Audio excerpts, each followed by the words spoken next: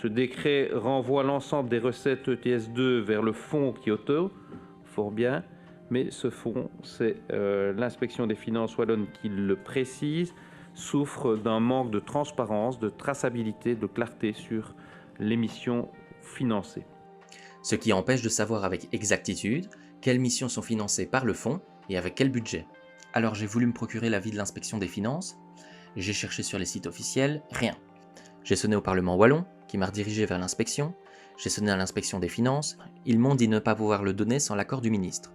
J'ai sonné au cabinet de Madame Neven, pas de réponse. J'ai ressonné au Parlement wallon, qui m'a donné d'autres numéros, j'ai sonné au cabinet de Madame Dalk, qui m'a renvoyé vers Neven ou Deken. Pas de réponse de Neven. J'ai contacté le cabinet de Monsieur Deken. J'ai une réponse. On a transféré mon mail au cabinet de Monsieur Copiters. Je n'ai plus de nouvelles. Pourquoi ne pas donc créer, comme nous l'avons suggéré, une section distincte, un fonds Kyoto bis exclusivement dédié à la justice climatique et sociale? Pourquoi les recettes ETS 1 et ETS 2 sont-elles mélangées alors qu'elles répondent à des logiques différentes? Pourquoi les articles qui traitent de l'usage des fonds et des amendes restent-ils si flous?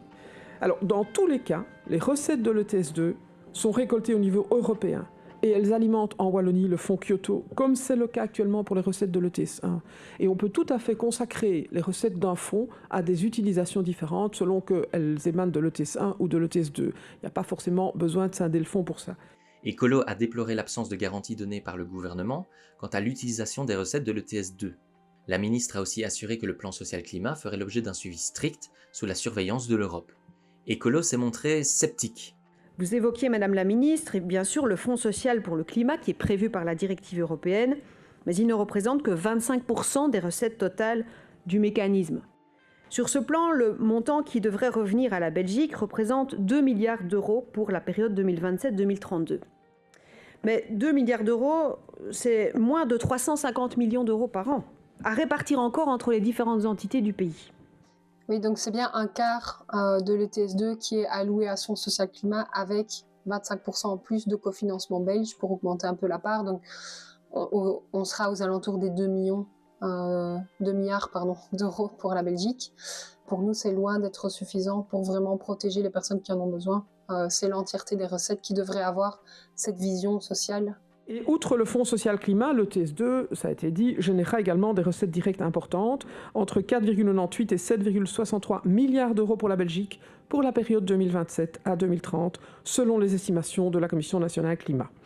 Alors, ces recettes devront financer uniquement des mesures à caractère climatique en donnant la priorité aux activités qui permettent de contribuer à traiter les aspects sociaux de l'ETS. Je pense qu'on ne peut pas être plus clair. Alors certes, il restera les recettes indirectes, plus conséquentes, mais sur lesquelles nous n'avons à ce jour aucune garantie du gouvernement sur le fait qu'elles serviront bien la transition juste, plutôt justement qu'à équilibrer les cadeaux fiscaux du gouvernement ou à financer des politiques déjà existantes.